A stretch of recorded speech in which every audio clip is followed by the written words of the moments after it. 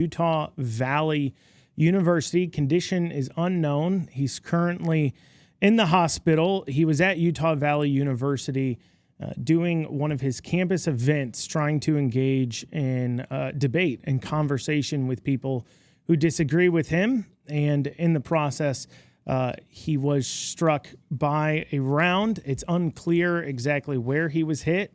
Witnesses say that he was shot and reacted with his head going back, saying that they saw blood coming down. Justin Hickens, who was a witness there, said, "We heard a loud bang. I saw a bunch of blood coming out of Charlie. I saw his body kind of kick back and go limp, and everybody drop to the ground." So this is obviously a developing situation. We're bringing you the information as it comes to us. Certainly a very unfortunate situation that's occurred regarding the shooting and part of a wave of violence that we've seen against right-wing individuals. Charlie Kirk, founder of Turning Point, which does outreach onto primarily college campuses, trying to engage with college students from a conservative point of view. These events here, this event was in the outdoor open area of their courtyard. There were hundreds of people at the event. Security says that there was no metal detectors or securities set up at the time. Joining us, we have Tom Fawbush joining us on this live updating event. Tom? Yeah, hey, Andrew. What a tragic moment here. This is just, you're speechless. And then when you see some of the video, you're just really taken back at how raw this was to everyone witnessing. We can break down the actual moment, from a ballistic standpoint and all that later. But just this is a real tragic moment, and I'm just sick for our country, sick of this left wing, and I'm going to call it what it is. And I think we all agree on this show today. There's an epidemic of left wing violence. And this is, and we would have had this conversation several times about President Trump if it wasn't for the grace of God. And so, and all these trans shootings and all this. And so this is a problem, and it's not being addressed properly. And I just pray to God that Charlie survives today. And, because if not, it's going to send us into a real dark place as far as mistrust between, the different factions of this country that have different worldviews. And it's like, well, you mean we can't even have a debate without you taking us out with violence? So if we can't talk and be influential from our perspectives, then it's just really, it's concerning. It's really, really concerning. So. Yeah, Tom, I agree with you. I think as well that the shooting by Luigi, of the CEO of the health insurance company, was really a turning point in our culture. I think historically we'll look back at that and say the response from the culture of many people celebrating that shooting instead of addressing it as it was a true violent act is quite an issue. Joining us as well is State Senator Aaron Reed. He's a former Navy SEAL. Aaron, thanks for joining us today on this unfortunate day. Yes, sir. How y'all doing? Not the best day, but yeah, I'm getting the news as well. I just got a call to join in on this, and I'm trying to catch up on the news. It appears to be a shooter. I've got a lot of people texting me, a lot of people trying to call right now and ask what's going on. It appears to have been a rifle round. Yeah, Aaron, I've got this coming in. A spokesperson for Utah Valley University said in a statement that the suspect shot Kirk from the university's Lucy Center, a building roughly 200 feet away from where he was shooting. The suspect has been taken into custody. It is not a student, the spokesperson added. So a building 200 feet away is what Utah Valley University is saying where the shot was taken from. You've shot a lot of guns. Is that a far shot? Not necessarily. If you know how to shoot 200 yards, 200 feet, I'm seeing 200 yards on one report. If you're reading 200 feet, that's quite a big difference. But 200 yards, 2 football fields, that's a pretty legit distance for most. Yeah. Before coming on air, I'd actually looked at Utah Valley University's gun policy. And according to their website, unless you have a concealed carry permit, which it seems based upon the noise and the distance, he's probably shot with a rifle, so probably wouldn't qualify for a concealed carry permit. But unless you have a concealed carry permit, you're not to have guns on campus. What do you think the Democrat response will be to this shooting in the coming days? Obviously, immediately they might pause a minute as they try to find out more, but how do you think they're going to try to twist this to their agenda? Well, unfortunately, we're probably going to hear a lot of people praising it, because of the insanity of the left. My kids are already telling me they're on college campuses and they're calling me and telling me they're hearing people laughing about this situation, which is very sad to me. The left is very commonly never lets a disaster go to waste. So I'm sure they're going to try to spin this in a way that, see, we told you that guns are dangerous. Yet here we are, a strong conservative voice is being, shut down by a radical leftist. Good point. Same story. Yeah, and it's unfortunate that they will try to go to some sort of gun control measures on this, despite the fact that the gun wasn't allowed on campus. The gun, if it was being used by a rifle, it certainly wasn't, based upon their policy that I saw online, allowed to be there. And so it's a gun-free zone. It wasn't based upon their policy. It wasn't a quote unquote gun-free zone. It was simply it is gun-free unless you have a concealed carry permit, and then you may carry concealed on campus. That was the policy that I read on their website. So at the time of the shooting, Charlie was apparently talking about transgenderism, and this ties into, as Tom, you were talking about earlier, in regards to the violence kind of surrounding the transgender movement. Aaron, here in Kentucky, we've taken some steps to ensure they get proper mental health care. How badly do you think it's damaged the psyche of some of these people who are radical on these issues, that they haven't been receiving proper mental health care, instead of been told, hey, if you think you're this gender, you must be, let's chop off body parts and pump you full of hormones? Yeah, well, there's so many different levels to that, but I'm constantly just baffled by the angle that they take on this.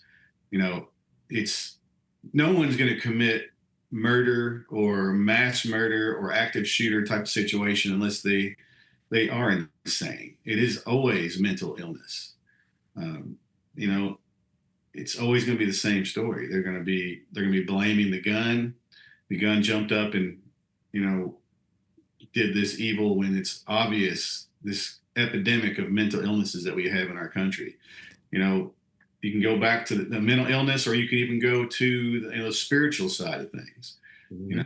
It's not always a battle between flesh and blood, but a battle. It's a spiritual battle at this point. And, we need prayer. That's for sure. I know my family is praying right now for Charlie and his family. And I heard that I heard you guys before had a battle prayer before the show started, and that was good.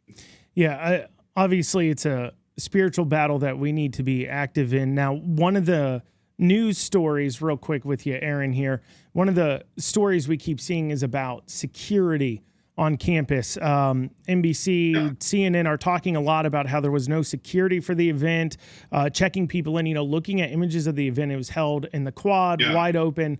Aaron, you have some experience with obviously dealing with operational security. Is there any way to kind of secure these kinds of events to prevent something like this?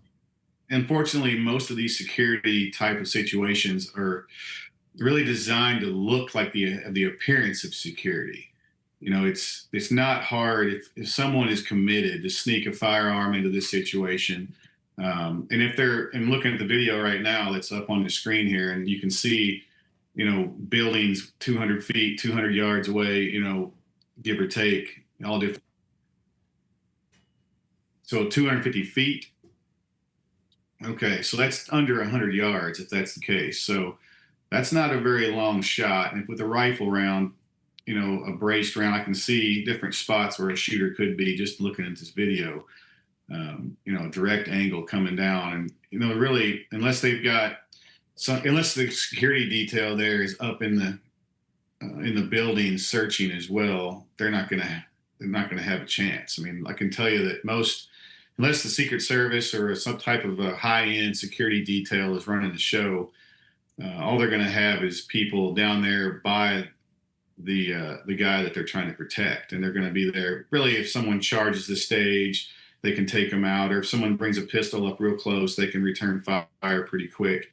But you know, if it's a guy like Charlie Kirk who probably had a detail of about 3 or 4 people, I'm just guessing, plus the local security or the police departments were probably there because they know that. Yeah, reports say they were there and involved in security of the event. He does have a you know, a pretty good amount of haters out there, you know. Clearly. So there's no telling of how many, you know. I'm not sure about this certain campus, the Utah Valley University. Yeah, Utah Valley University. Utah is a pretty conservative area. Yeah, the campus itself is considered pretty conservative. Most of the people who were there, well, the fact that you can carry a gun with a concealed carry permit on that campus is that's better than most campuses I've ever heard of. I know yeah, absolutely. And several of the witnesses there that they've interviewed have said, yes, it's a very conservative area. People were excited to be there. We saw before the event them throwing out shirts.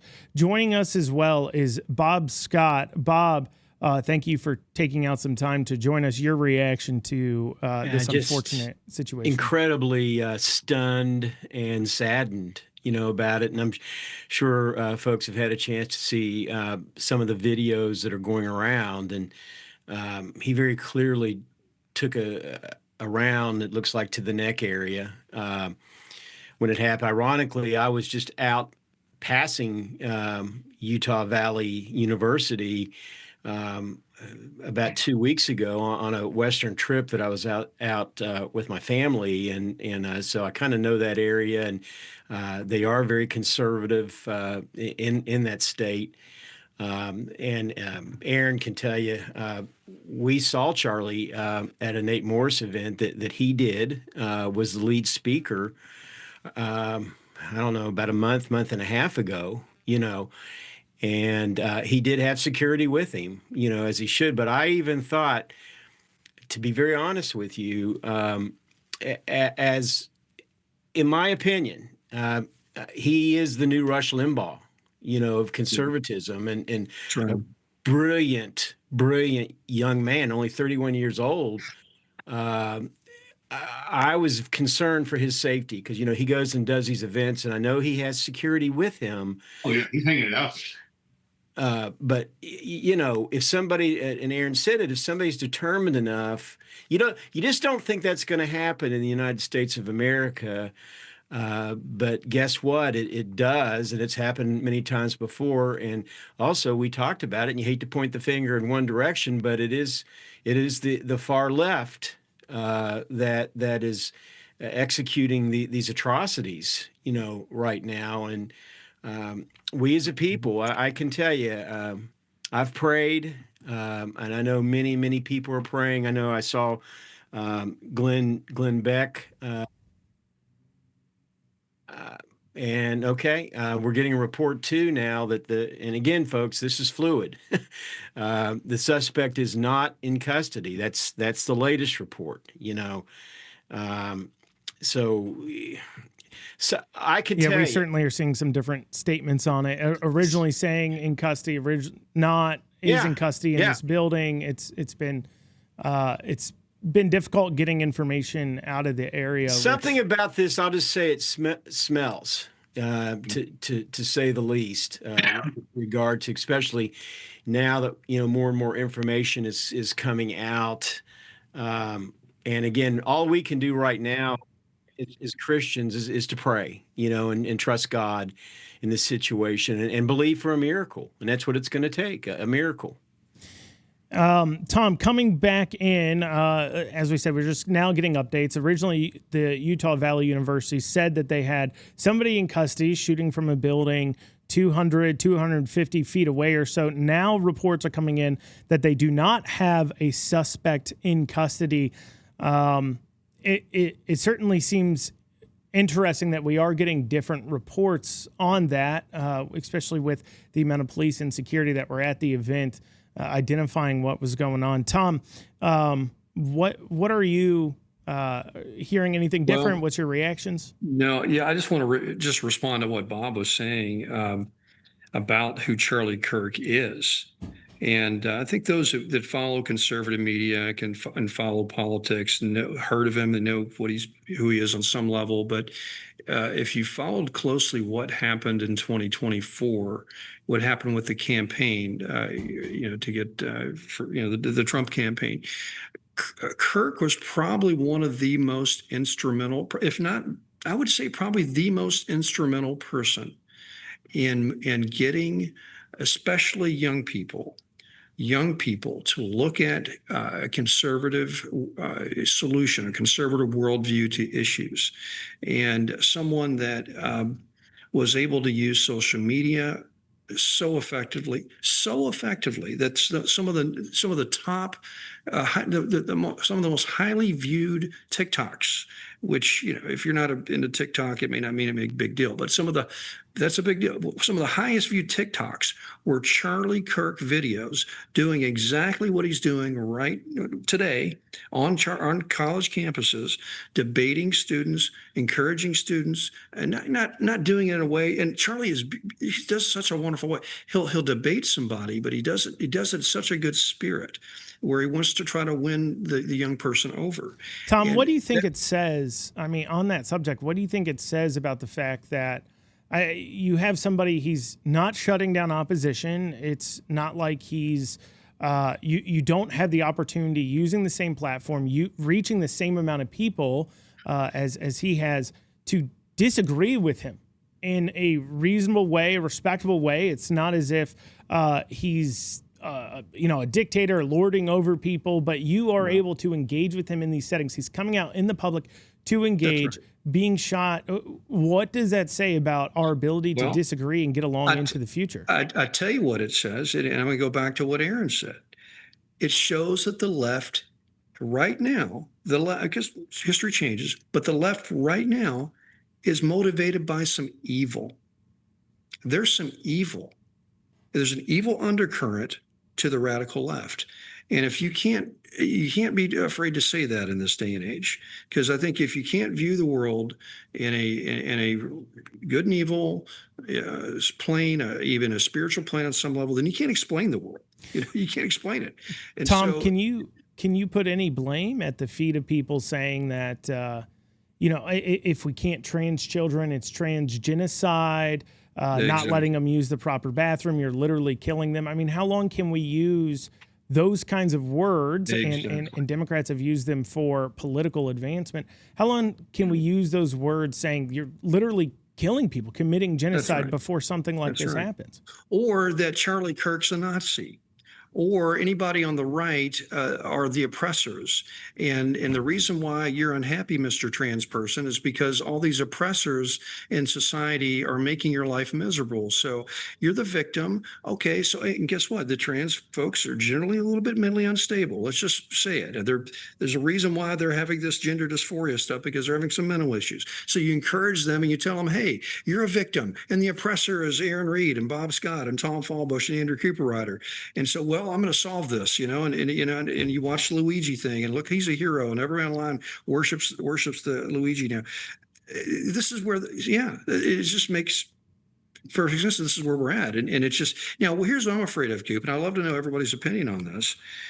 Is what does this do to other conservatives, other influencers, other people like ourselves. We're doing a local conservative television and radio show and media, social media program right now.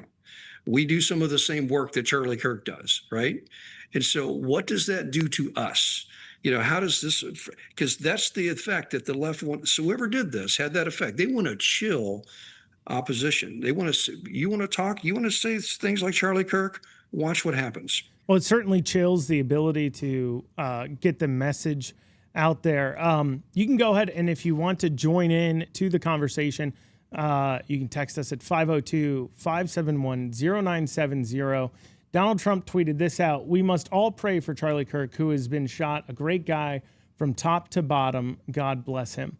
And absolutely, God bless Charlie Kirk, and we must all be praying for him. Trump's got that right. And to your point about chilling speech, frankly, in the future, conservatives on campuses doing these kinds of events might be forced to have them at least in closed off rooms and controlled areas. And that limits crowd size. I mean, you see videos from the event. There are, it looks like thousands of young people there to hear from Charlie Kirk. And where else can you hold that event but outside? So necessarily you end up having to have these events indoors with more controlled situations, and that shuts off people from being able to attend these events, and it limits people's ability to receive this information, because the real reason we all know why Charlie Kirk does this is to reach those people who he actually disagrees with. If it's a ticketed inside event, the chances they show up to it and hear something slimmer than if they're walking by, see a large crowd, and want to hear what's going on. It truly stops the spread of a viewpoint to take these kinds of actions.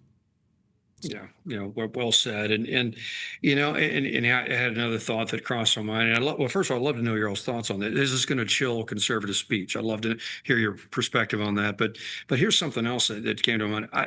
What's going to happen? The left is going to blame Charlie. They're going to say, Charlie, if you didn't say the things you said, if you weren't so strident about President Trump, if you weren't so anti-trans, if you weren't, and they're going to somehow, they may say, oh, we're against murder and violence. But if you didn't say the things you said, you may not have been attacked. And that's, we cannot, as conservatives, as people believe the truth and believe a worldview that we all represent here, we cannot be, this should not chill us. We should embolden us and say, listen, if that man's brave enough to go on campus and take a bullet for what he believes in, all of us need to really think through that. And are we really ready to fight the battle, the good fight? So anyway, Coop, back to you. So, thank you, Tom. Bob, your thoughts on everything Tom just said and going through everything? Yeah, I've been following, obviously, what's being said online, and the Associated Press is reporting that Charlie Kirk is alive, but obviously in critical condition at the hospital right now. Also, his own organization is saying the same thing. So that's a miracle, and Aaron Reed, who is joining us today, can definitely, obviously he's a former SEAL that's been in over 300 engagements involving life and death on a routine basis. To take a shot like he, most people that I know in the military would say that kind of shot is unsurvivable, where apparently he took it in the throat area. I don't know what Aaron would have to say about that, but Aaron, yeah, what are your thoughts? Yeah, I saw the up close video, and it's tough to survive an impact like that, especially with a rifle round. With a pistol round, it's not as much of a hit. That speed kills in bullets a lot of the times. And you're talking about, we can get into ballistics, and I could talk about that for a long time. But rifle bullets versus pistol bullets are a big difference with the impact and how fast the bullet is moving. But in the video that I saw where it hit him in the neck, and he instantly stiffened up and he started bleeding out. It's tough to survive a hit like that But if he's got good medical guys on scene who are skilled in stopping or slowing the bleeding down, they can get him to a trauma surgeon quickly, then he could have a chance. I mean, you only have so much blood in your body, and that they have to stop the bleeding as fast as possible. As a nation of warriors and statesmen, and we just have to reject all violence and reassert that this is an attack on the First Amendment. This is an attack on free speech. Yeah. Charlie was an icon, or is an icon. He's still around. Speech is our weapon, not bullets. Yes. And we have this here. And speaking of the transgender violence, at the time he was shot, he was handling a question about transgender mass shooters. An audience member had asked him, "Do you know how many transgender Americans have been mass shooters over the last 10 years?" Kirk said, "Too many." The same audience member went on to say the number is 5 and proceeded to ask if Kirk knows how many mass shooters there have been in America over the last 10 years.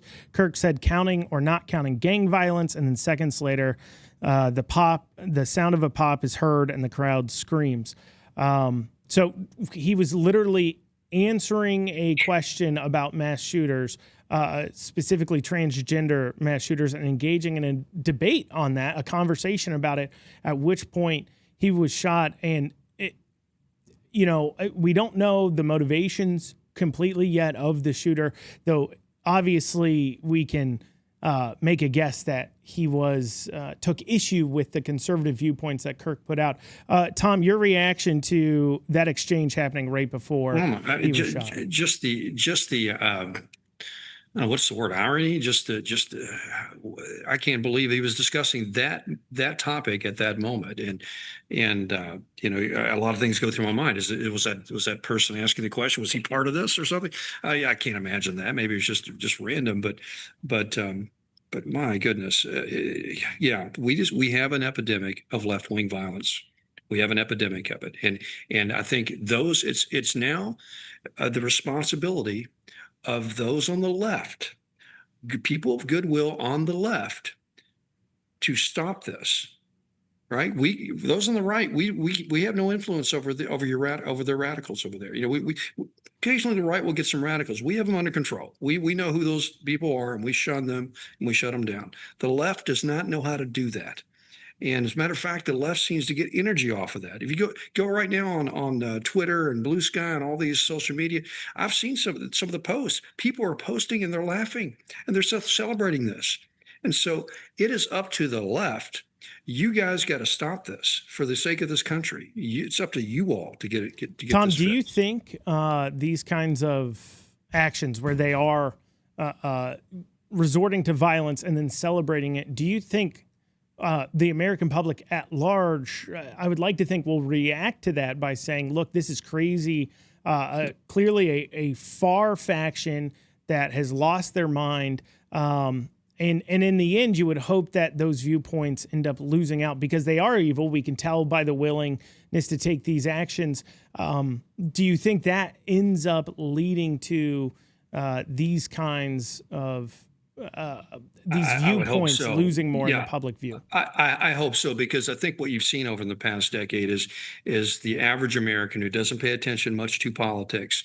They have been somewhat awakened to this craziness, this woke ideology, all this transgender stuff. The average person sees this stuff and it turns them off and it pushes them away, and that's why we have such a momentum in our movement, in our political side of the debate. The conservatives and the MAGA influencers and Trump and everything we're doing here has a lot of momentum because the average American's woken up.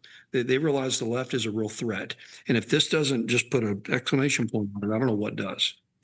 And we are hearing confirmation it wasn't 200 feet. Looks like it was 250 yards. So it was a little bit further. Certainly points to a rifle being used in that shooting, not just with the noise, but the distance as well at that length. I do mention it is somewhat interesting.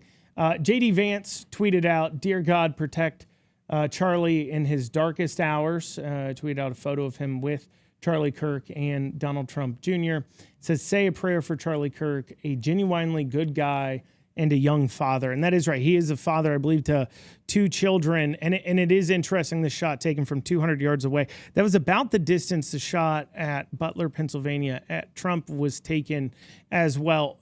Aaron, what is the problems with security at that range? I mean, we now have 2 shootings over the last year or 2 here at conservative figures from about that 200-yard range. Is there a lot of operational security problems at that distance? Is that why they're exploiting that?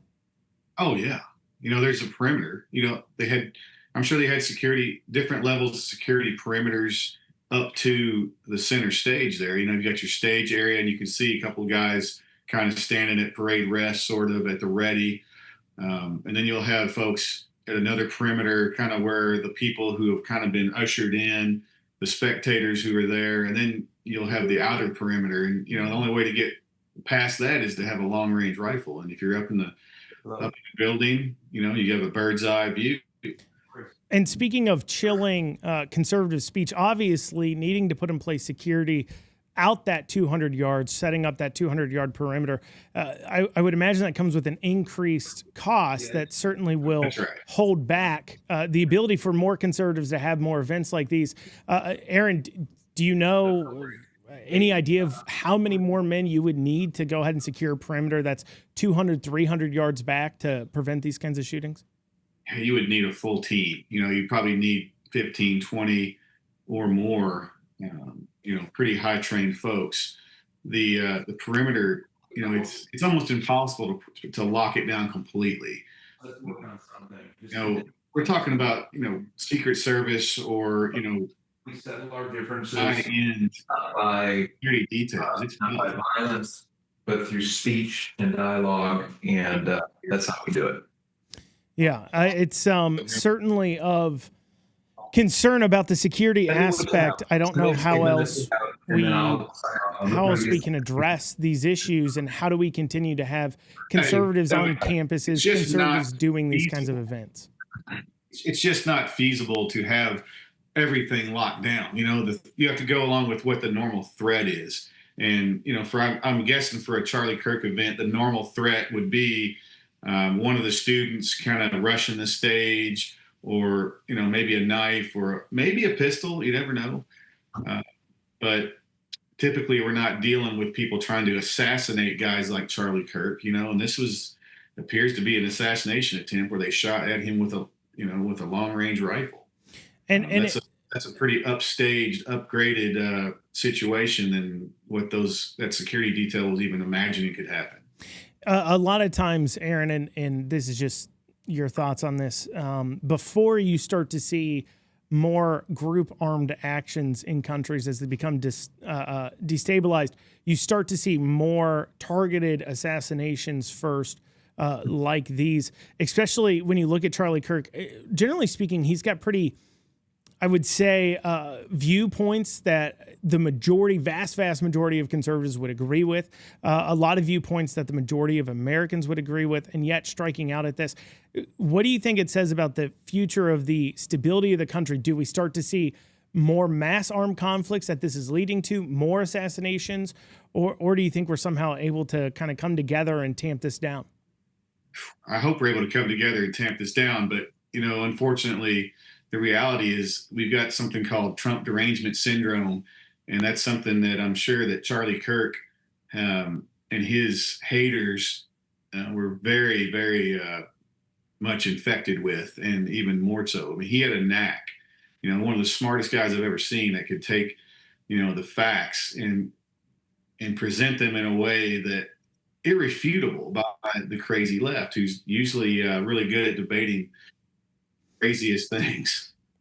Yeah, certainly. Thank you, Aaron Reed. I think it is worth noting this situation is very fluid. We are getting different reports going on, and as we are fighting, this is truthfully the most recent flare-up in a fight over something I think most of you all would agree is the soul of our nation. Richard Nelson joining us from the Commonwealth Policy Center. Richard, you have events. I've done events, and sometimes this is at the back of my mind when I'm doing things. How do you think this affects any kind of events you hold moving forward? Yeah, glad that I could join you all. I wish the occasion would be with different circumstances. Andrew, we have done events actually in Louisville, where the TV station is located, and we have had to have police protection because of the nature of some of the topics. We've had people, in fact, Bob Scott knows about this. He was involved with one years ago. And unfortunately, there are certain topics that seem off limits to some people. Just talking about the issue, having an event, bringing major speakers in. There's some people who would rather not have that event go on and have that perspective shared, and that's the reality of where we are today. I think that this event, by the way, I'm still in shock. I got a message from a friend maybe a half hour ago who said, he just texted me, "I'm in shock." And I said, "What's going on?" Well, I immediately got on the various news outlets, and he had shared with me, or I found that Charlie Kirk was shot. So my heart is heavy. I'm grieved over it.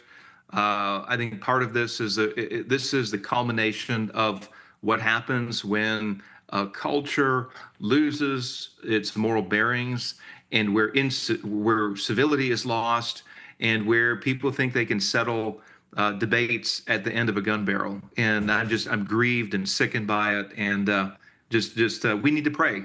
I think the best thing we can do is, and you know what, the political left can point and criticize all day long, but I think all of us here agree that there's a spiritual battle that is taking place. And the place for believers to begin the spiritual battle is on their knees, where we go to God and seek his mercy.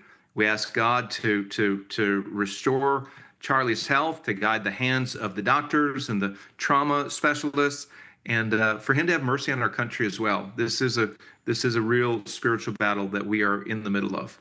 And it is unfortunate, even as you hold local events, you'll see so much of this quick to violence. I myself in 2021 was hosting a protest down at the Capitol, and there were counter protesters on the other side. Camera guys were just kind of working the line. They weren't getting in their faces, just kind of working down the line. And as they got closer to one woman, she actually pulled out a knife and threatened them with it. Just a camera guy just walking probably 10, 20 feet away from her, pulled out a knife and threatened him with it. It actually turned out to be a state worker for some reason that was able to find time there to attend a counter protest. Bashir had actually greeted them, shook hands, and took pictures with them right beforehand. And so you do see those violent reactions, even with just local protests going on. I think, Richard, it does point to, we need to realize the fight we're in, the fight over this nation, because the left is certainly viewing this as a war. I think that's pretty clear, don't you? I think that there's very clearly a culture war. It's a civil war of values. It's a war over, is there a definition of right and wrong? I mean, this, as you had shared earlier, Charlie Kirk was speaking on the issue of transgender shootings, and it was right when he had brought that up, or maybe taken a question, that a shot rang out and struck him. One of the things I think that we've lost is the idea that in this country, the United States of America, we have this First Amendment freedom to speak, this First Amendment freedom to gather. Both of those freedoms were exercised at this Turning Point USA event, and we should welcome those events. The political left can have those events. Those in the middle can have those events. But one thing that should outrage all of us is when violence is resorted to, when you have targeted assassination attempts towards anybody. It should be roundly condemned across the political spectrum. This is an opportunity for us to, if you will, join hands across the political aisle, where we can defend First Amendment freedoms. And I'm afraid, by the way, that too many of us forget our Constitution of freedoms. They forget what the First Amendment stands for. The alternative, when we forget what our basic freedoms secured by the Constitution are, the result is what we saw earlier today, where you have political assassination attempts. And that's not an option. And this means that those on the right need to reach out to those across the aisle. We roundly condemn this. We will work towards civility. Pastors, I want to encourage you to pray for our nation, to lead your congregations in prayer this Sunday. Perhaps there'll be prayer gatherings tonight. It's a Wednesday evening services take place tonight. But there is a crisis, very clearly a crisis in our country, Andrew, and we can't sit back and wait for somebody else to take the lead. I would say conservatives should take the lead on this right now. Now, Richard, I do also want to bring this up. This was the first stop on Charlie Kirk's The American Comeback Tour that he was American Comeback Tour that he was launching to tour across the nation, talking about Americans' comeback, and to end up being shot at that. We also have this breaking. At least 3 injured after shooting at Denver area high school, officials say. At least 3 students are in critical condition after a shooting at Evergreen High School in Evergreen, Colorado, where more than 100 law enforcement officers are working to clear the school room by room as it remains on lockdown. No suspects are in custody, and the authorities are working to determine whether there was one or multiple shooters involved, said Jackie Kelly, public information officer for the sheriff's department. The tragedy marks the 47th shooting that took place at a school in the United States so far this year, 24 of which were on college campuses and 23 on K through 12. That shooting occurred less than an hour after the Utah Valley University shooting. You know, it is interesting. We are having this culture of violence. Obviously, we don't know many details about that shooting, but it does point to a reliance that our communities, our individuals, our young people are seeking towards violence to solve their issues rather than communicating with one another, engaging in debates. And it certainly is a sad fact that this continues to occur across the nation. Obviously, this is fluid as it's coming in. Last we heard about Charlie Kirk's condition. He's in critical condition in the hospital, but is currently alive. That has been the official statement from Turning Point USA up to this moment. We are watching this live here. Richard, what is your reaction? I mean, we've obviously seen a rash of shootings across the nation. We are coming off the Minneapolis shooting. We have this school shooting today on top of Charlie Kirk being shot. What's your reaction to that?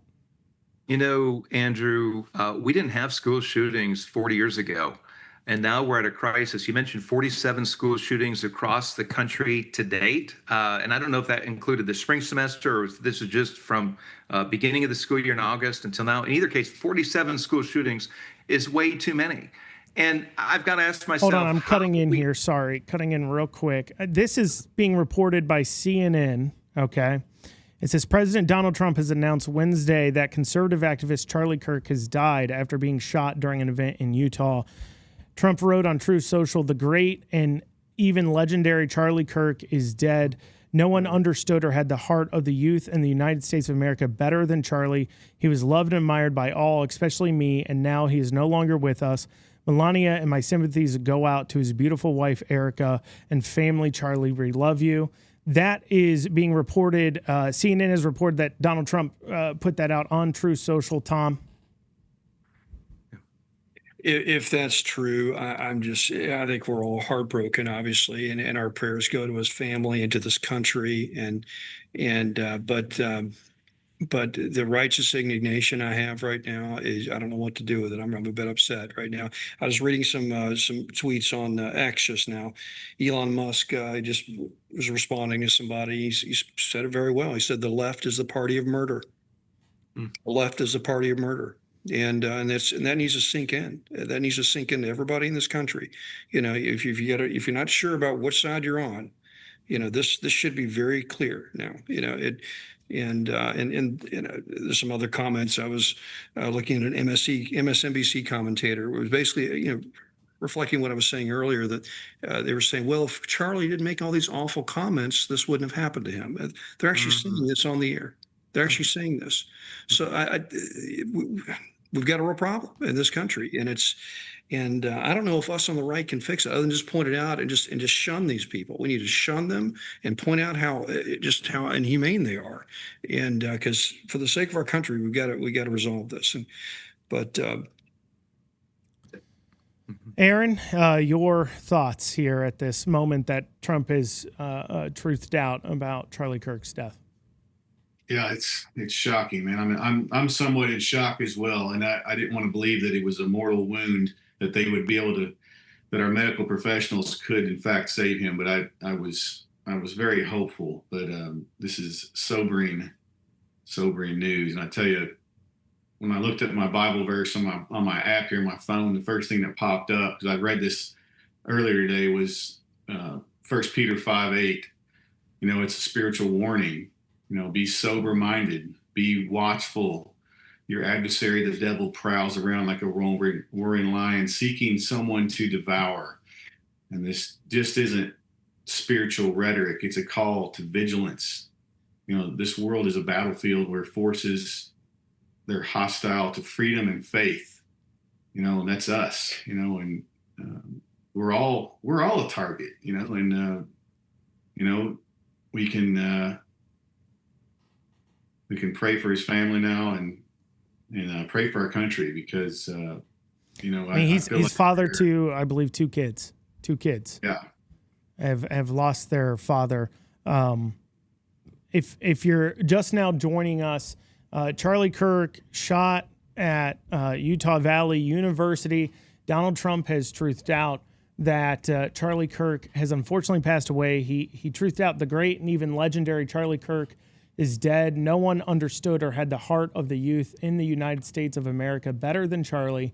He was loved and admired by all, especially me, and now he is no longer with us. Melania, and my sympathies go out to his beautiful wife, Erica, and family. Charlie, we love you. So update on the Utah Valley University shooting. Charlie Kirk has passed away from that fatal gunshot wound, according to what Trump has sent out there. We haven't here yet seen any confirmation, though it is safe to assume if Trump is truthing that out, he probably has received that information. Richard, your reaction?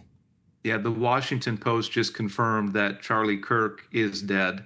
I think an appropriate response, as we all have shown just here lately, is grief, sadness, and I think it's appropriate for us to pray. And if that's okay, I want to just lead us in prayer for Charlie and for his family. Heavenly Father, we come to you with heavy hearts. Father, burden for Charlie Kirk, his family. I ask that your hand would be upon his wife and his two children. And Father, I pray that this would not escalate and go any further. But I pray, Father, that you would bring healing and reconciliation and hope. You say in your word, blessed are the peacemakers. May you raise up peacemakers. Father, I ask for, again, your care and your compassion towards this Charlie's family. And I pray for your mercy to be upon this country. And may you raise up voices of clarity and conciliation and of mercy, Father. Be merciful to us, we pray. In Jesus' name, amen. Thank you, Richard. In these times, obviously, prayer can be very powerful.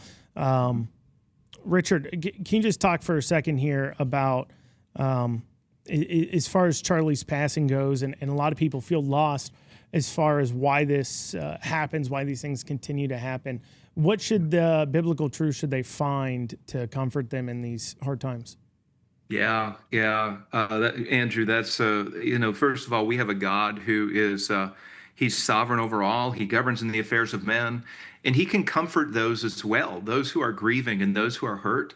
I believe in the God who can bring healing to a nation, and that's what we need. We're at a point in our nation where it is becoming so common, as you had mentioned just a few minutes ago, where school shootings are a regular occurrence, where we have young people today who find it totally okay to take high-powered weapons to schools to shoot their peers. We are a nation in crisis. We're a nation that needs the living God to intervene, and we as a people need to turn to him. And quite frankly, there is no hope. I'm convinced that there is no hope for our nation, for our political institutions, for the freedoms that we enjoy, for that next generation, apart from God showing mercy to us, changing hearts and minds, and turning people to himself, and people confessing Christ and turning to him. that's our ultimate hope. And I think, Andrew, that is the biblical consolation.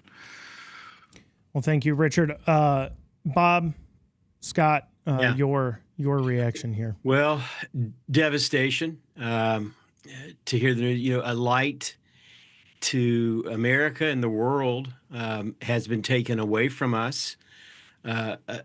Truly a man that was gifted of God. The good news is, and to echo upon and build upon what Richard just said, is Charlie knew the Lord, and the Word of God says to be absent from the body is to be present with the Lord. The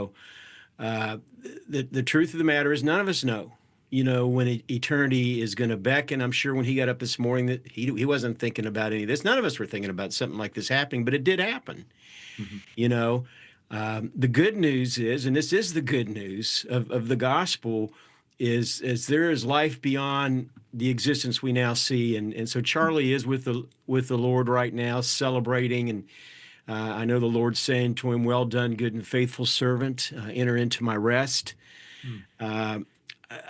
As for the rest of us that are left to pick up the pieces, my own mother passed away about a week ago, and it's been sobering to me, and she lived a good full life. She was 87, almost 88.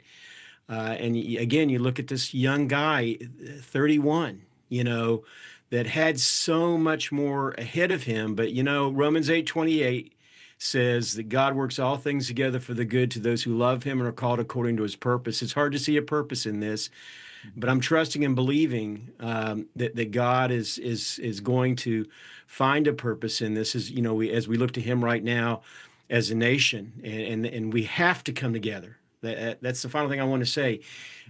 Those of you that are listening or watching right now, we have to come together. We have to come together as a people of faith, and we need to rise upon or above what just happened in the name of Jesus. Amen. Amen. Tom, your thoughts? Yeah, I just, I'm just thinking of two things. Charlie's legacy, who he was. Yeah, I'd say to use the word was. Who he is, and what is to us, all of us. Probably one of the brightest, um, I guess representatives of the conservative movement, in a mainstream way that also represented, the MAGA base very well, but also blended a lot of traditional Christian conservatism into his approach. And it was such a beautiful thing to watch him speak to people and just break down issues. And I was, my heart broke a few years ago when Rush Limbaugh passed away. I grew up on Rush. A lot of us did. Who's going to be the next Rush Limbaugh? Who's going to replace? And I was thinking, well, yeah, my heart was put at rest whenever I listened to Charlie Kirk. So, well, because he's younger than me, So, well, Charlie's. I got a lifetime listening to Charlie. He's going to be just this hero on the right that we can really draw from, and it was just taken away, and so I just pray for. And I want to add to Richard's prayer. I pray for 1,000 more Charlie Kirks to rise up in this country, to take that mantle and go on and do the Lord's work, and just just defend this country, defend our faith, and it's, I think it's a call to each and every one of us. And I'll say this as well: anybody in our lives, anybody that you are connected with that is celebrating this moment, you need to make note of this, who they are and what they're about. And I think there needs to be at very least, some social shunning of these people. They need to pay a price for celebrating something like this, because the left right now is celebrating it. And if I have anybody in my life that's like that, I'm going to point it out. Say, listen, that is, we're well, where we need to go with that. But it's just, yeah. But anyway, I think at the end of the day, this is going to galvanize a righteous cause to do righteous things. And so there's, I just pray for that. And I pray for the country. So that's about all I can say at this point. I'm still upset. So.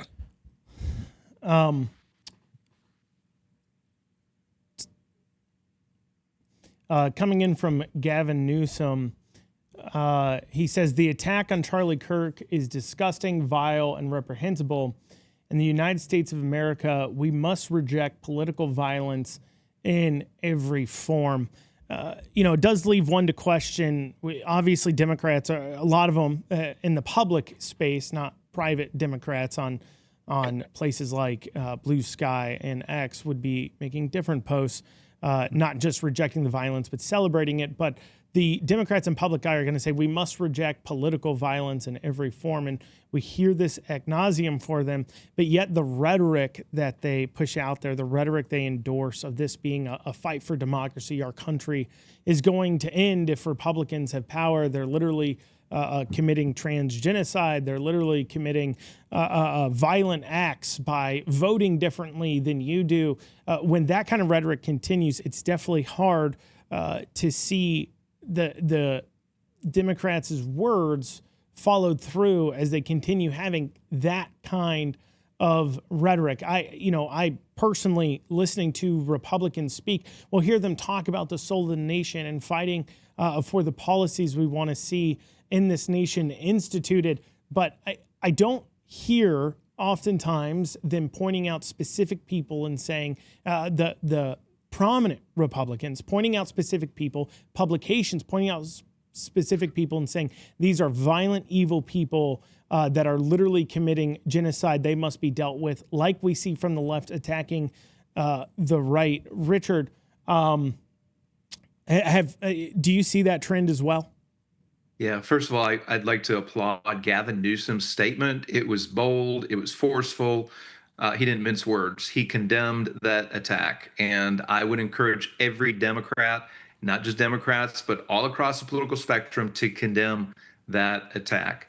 Andrew, we shouldn't be surprised when there is political rhetoric that turns violent, that some people actually will carry out the violence. And I think that's what we saw here. We've seen political rhetoric targeted towards Charlie Kirk and other conservatives talking about transgenocide, and things like that. By the way, we have been accused of that. Maybe the station here has been accused of that. The biblical doctrine says that we're all made in the image of God. That means everybody has dignity and value and worth. We're not for killing anybody. We're not for any kind of genocide. But we do have is a set of ideals that speak to reality, that speaks to wholeness and healthy living and flourishing. And we're going to speak to those things. We're going to continue to speak to those things. But when you see rhetoric elevated to the point of where it's targeting people, where it's naming names, it's accusing people of genocide, that is over the pale. That is something that is not reasonable discourse. It's dangerous discourse. And we're seeing what the result of that is today. And unless we pull the brakes and say, hey, enough is enough, no more, this is not acceptable. And here's where I would like to go with this. All of the news outlets that have any news commentators that in the past have ratcheted up the political violence, that have called people, trans genocidal maniacs, or called people dangerous to the republic. I think every single one of the presidents of these news organizations needs to clean house and say, that is not acceptable on the public airwaves. We will not have you here at ABC or CNN or CBS, wherever it might be. It starts there. Then it goes on to the political parties. The political parties need to make sure that people in their own parties are not ratcheting up the violence. They need to say, you are not welcome in this party. Pastors, if you have people in your churches that are ratcheting up the political violence, you need to have that conversation with them, and they need to publicly apologize, members of churches. Otherwise, they need to be booted out of the churches. Tom, to your point, there need to be consequences to violent political rhetoric. And this means that there's something for everybody to do, whether you're in the media realm, whether you're a political leader, whether you're a church leader, wherever you might be, you have some level of influence. And we need to begin using that influence today to weed people out of whatever association we have, church, business, schools. We need to weed people out and say, no, that is not acceptable. Echoing those statements there, Richard, Republican Senator John Curtis, who is the senator from Utah, He said this about political violence in the U.S. He said it's really escalating.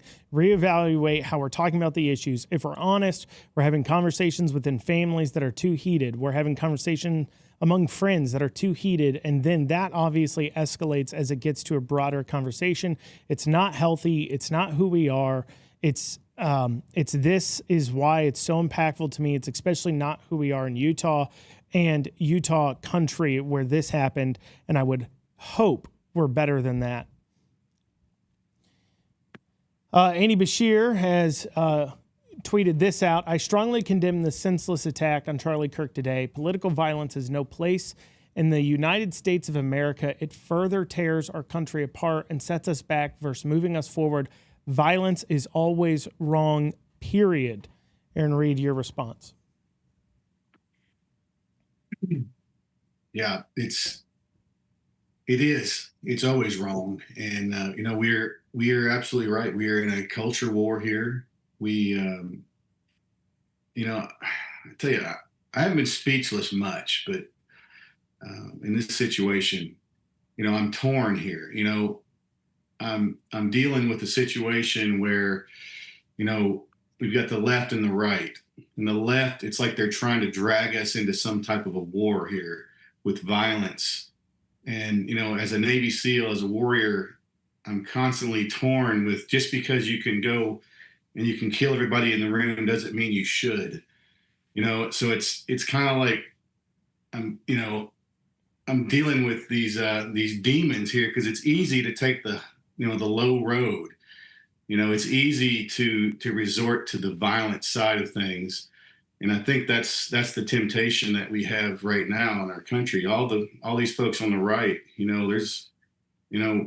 we are capable as right wing, patriotic, red blooded Americans. We are extremely capable of violence ourselves. Yeah. And, but we are Christians as well. And God's given us, discernment and wisdom, and he's blessed us in a way that, we're not savages. Mm-hmm. And, I'm walking the tightrope here, as a warrior, and, I'm doing my best, and I'm praying that God will guide me and my fellow patriots in a way that we can preserve America for our grandkids, because that's the goal. Proverbs says a good man leaves an inheritance for his children's children, and this country is falling apart. And I pray that we're able to bring it back together and unite. And Godspeed. God help us. Absolutely. Tom, your thoughts? Well, I would just echo, not to make light of this, but Aaron, if you want to lead the posse to go get this guy, I'm behind you. I'm with you. So, same way. My red bloodedness is up right now. I'm like, these people, I'm feeling the same way right now. But at the same time, the whole country sees how evil it is.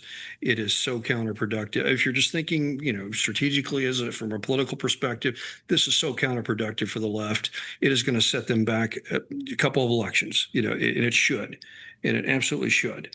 And so maybe we can take stock in that. Maybe that, but this, I'd much rather have Charlie Kirk back.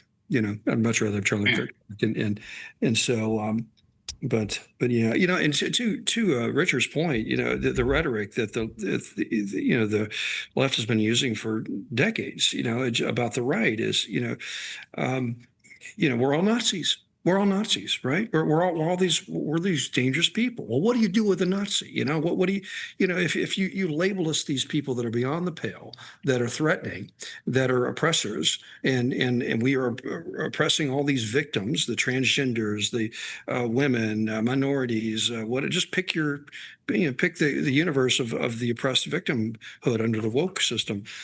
Then what do you do with oppressors and Nazi? Well, you do this. So the logic is there, and Richard is spot on. The blame falls on the people that push that narrative, and the news organizations and just networks as it is, just social networks as it, we should point that out to people. We should shun those people. They should pay a price for that rhetoric, especially going forward. And if they don't apologize for some of the stuff they've said in the past, I think there needs to be a real consequence. So I think that does show a big difference between the left and right. And a lot of times you look at the issues such as whether that is being pro-life or the stance conservatives have on the transgender issue, that doesn't come from a place of hating the other person. It actually comes from a place of saying, look, this isn't what's best for you. It's not what's best for everybody involved. This isn't what's best for the nation. It's not even a selfish reaction in that way. It's a reaction to saying this is wrong to happen to people. Compared to on the left, you see a lot of the rhetoric tends to be centered around the self and what the self sees as it needs. And that, I think, centers and causes some of these violent outbursts, even outside of just the shooting death here of Charlie Kirk.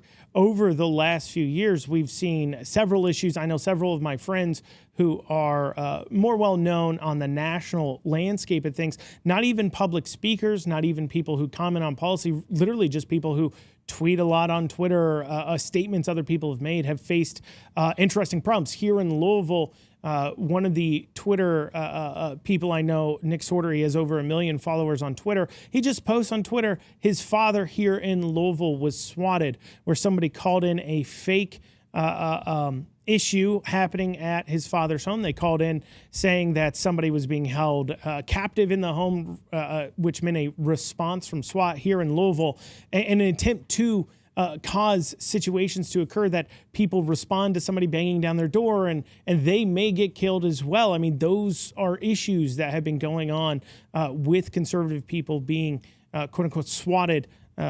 Regardless of your beliefs or your viewpoints there, if you need force, violent force to enforce your viewpoints on others, I think it's quite clear you're on the wrong side of things. Wouldn't you agree, Bob? Yeah, absolutely, Andrew. Well said. And, I'm just sitting here thinking just a myriad of thoughts going through my mind. And again, I think all of us, every single one of us, all the listeners, viewers right now are just in a state of shock. There's no other way to put it. It's incredible that something like this would happen in America so publicly. And again, to a gentleman that was a rising star. In fact, he was a star, in the conservative movement. And again, the thing about Charlie was he was always very accommodating. It didn't matter who you were or where you came from.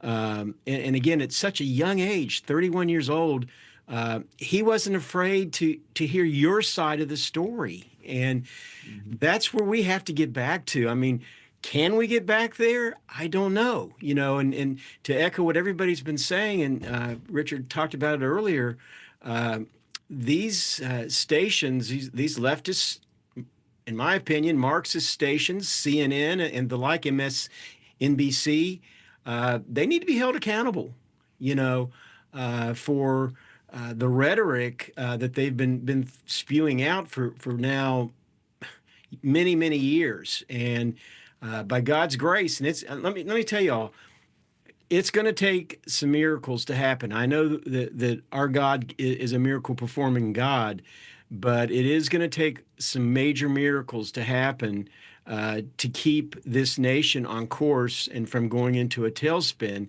and but by the grace of God. And so you're listening to 970 AM WGTK. Right now we're covering live. Charlie Kirk has been shot and killed during an event at Utah Valley University. He was having an event there, shot and killed today.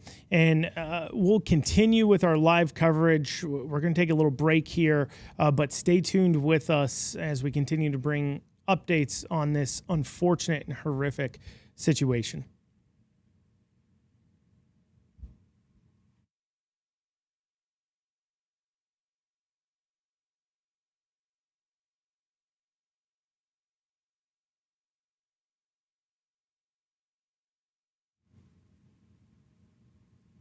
Hey, I was going to say, I'm going to have to hop off in about 15 minutes here.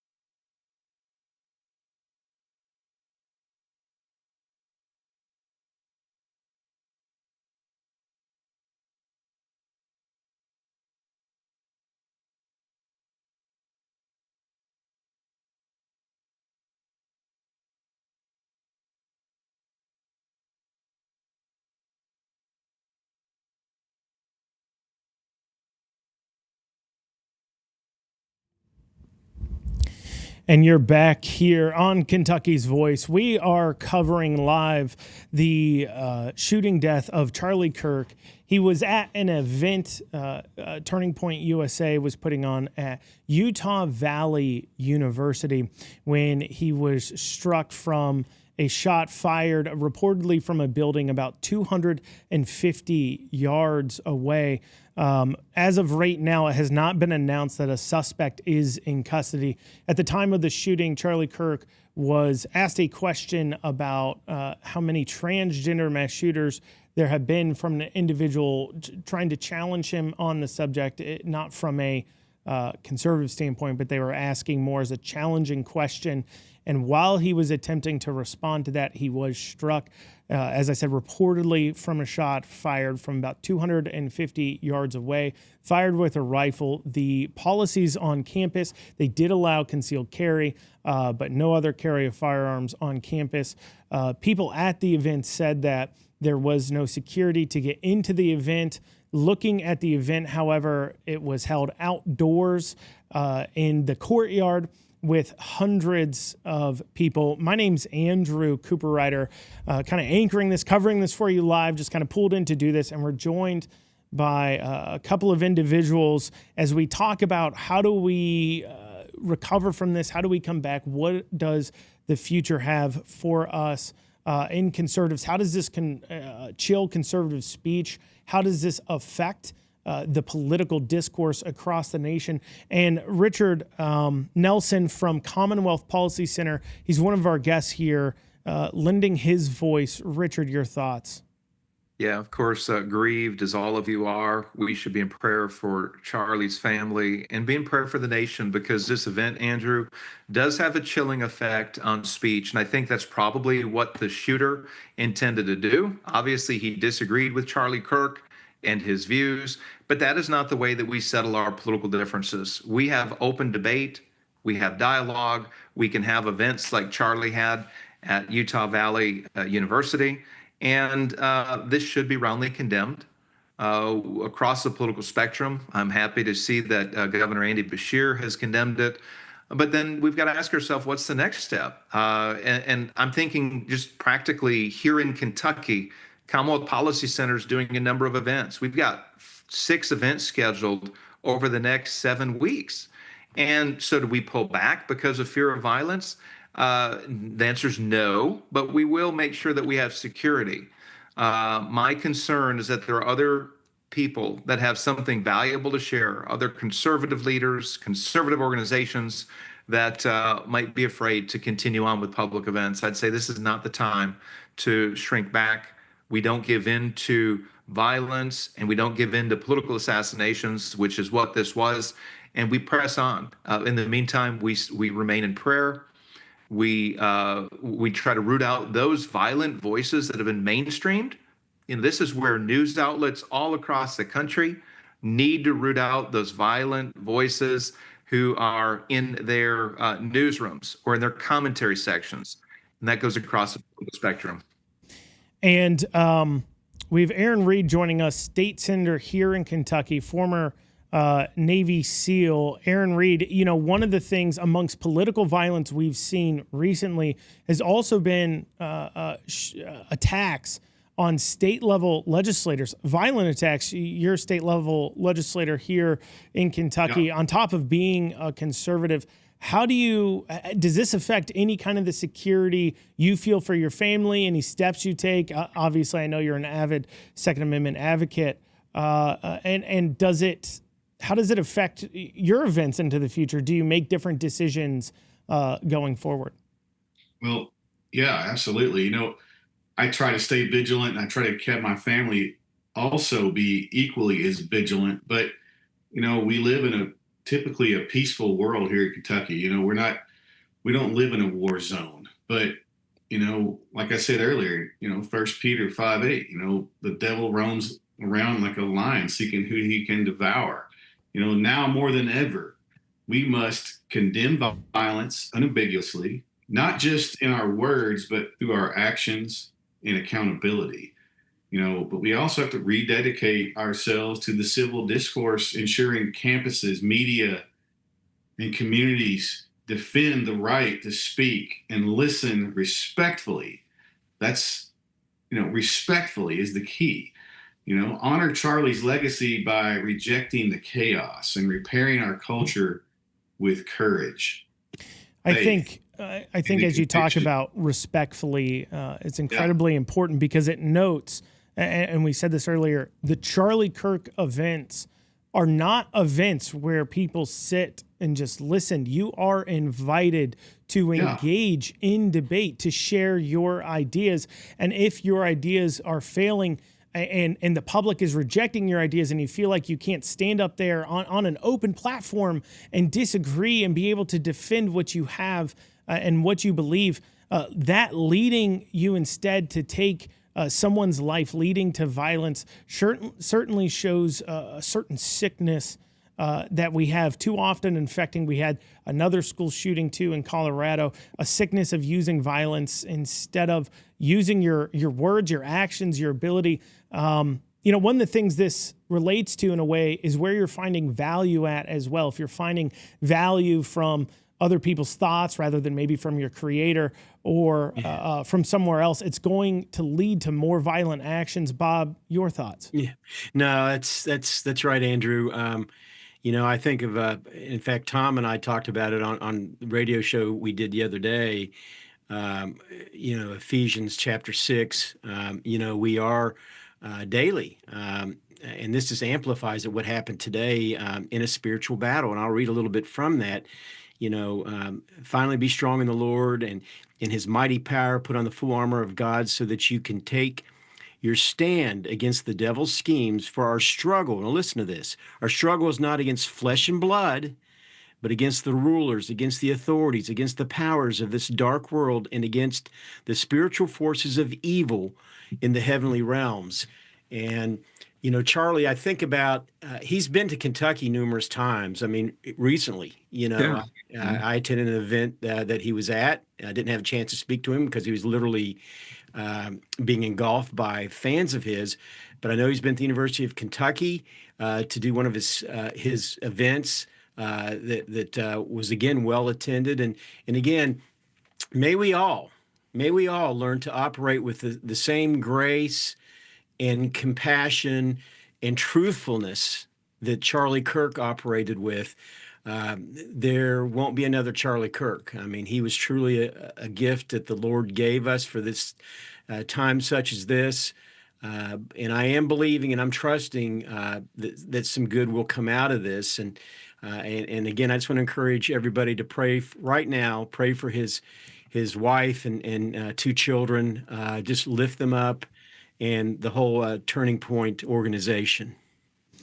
Absolutely. And those of you joining us, of course, we're covering live here locally the shooting death of Charlie Kirk at the Utah Valley University, where he's having an event there attended by hundreds and was an outdoor event.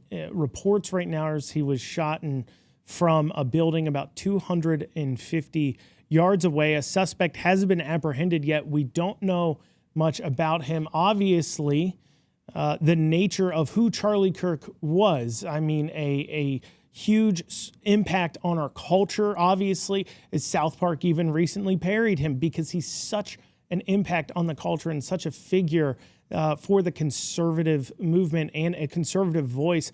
Tom, what are your thoughts here?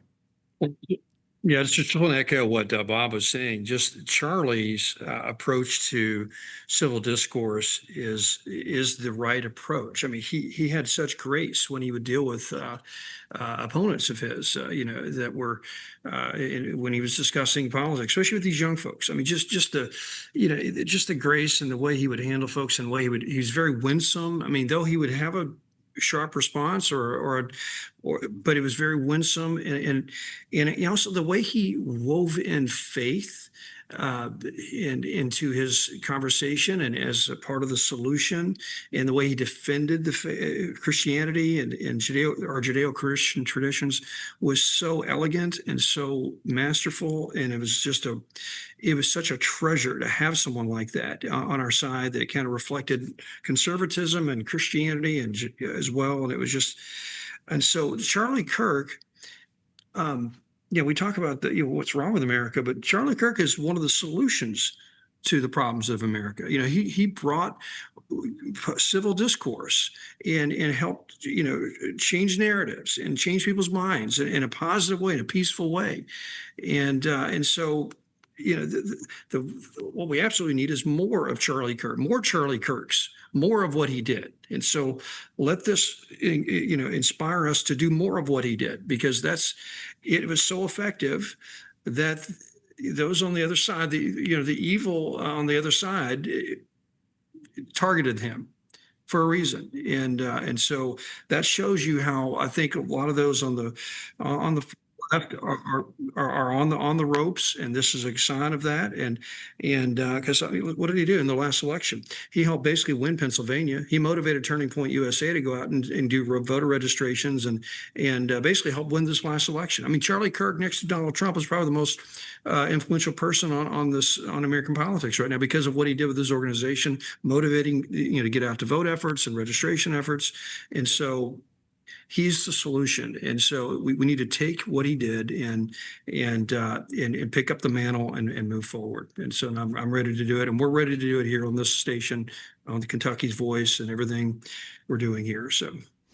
Well, you've been listening to Kentucky's Voice on 970 AM here. We've been covering the unfortunate live story of Charlie Kirk. We're live on TV as well, WBNA, and also live on streaming and covering the Charlie Kirk shooting at the Utah Valley University and really its impact on the conservative movement moving forward, Charlie Kirk being a large part of that, and what effect does this have on our nation as a whole? Obviously, our thoughts and prayers go out to Charlie Kirk's family, his wife Erica, and his 2 children. And in this time, they need absolutely comforting. They've lost a husband, a father, the leader of their family. And for us as a nation as a whole, and as conservatives, we've lost a true leader in this nation for conservative values, conservative beliefs. And we have to wonder how this affects the ability to engage moving forward. Charlie Kirk was engaging on a college campus in debates that were open for people to join in and express their difference of opinions. And it was at that event that he was shot, which brings into the conversation about how do we disagree as a nation moving forward? How do we turn down the rhetoric, especially the rhetoric that says somebody else is committing genocide, is a Nazi, is literally a threat to your very existence? As long as we're peddling that kind of rhetoric out there, people will be called to violence. We'll be heading into some live coverage from Steve Bannon's War Room. He's covering it live. We've been covering it here locally. Thank you for tuning in to Kentucky's Voice. Our normal show is Monday through Friday from 11 a.m. to noon. But thank you all for tuning in, and let's head over to that national coverage.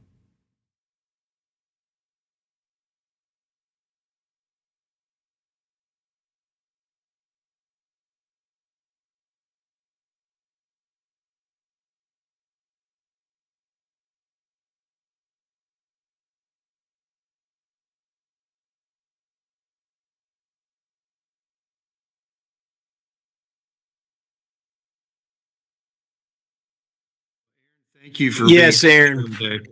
Awesome. Appreciate you jumping in, bro. And Andrew, I don't know if you're still there or not. Yeah, I'm still here. You did a Great yeoman's job. Yeah, buddy. great job. Yeah, you drove the bus wonderfully. That's One place to think of starting the film. Go ahead. What's that? That was on my computer. Oh, okay. That's okay. Somebody said something about a good deal. Yeah, Starting a film or something. yeah, good. Hey, Aaron, thanks again. Really appreciate your time on this. And yeah, we'll be in touch with some more projects, I'm sure, here soon, and more guest appearances, because My wife has been texting me. She's pretty pissed off. She's one of the red-blooded Americans ready to start smoking fools. I'm telling you, man. That's what that's what violence does. It triggers more violence, and so it's like I said, it's the Christian in me that says, "Calm down," It's just, but sometimes. Let me just say this real quick. Yeah, go ahead. To do. Yeah. Go eat. Okay. So okay. we gotta drop off a little. Yeah, we'll drop off. Good deal. Okay. All right. Love you guys. Okay, appreciate it. God Talk bless to you. soon. Okay.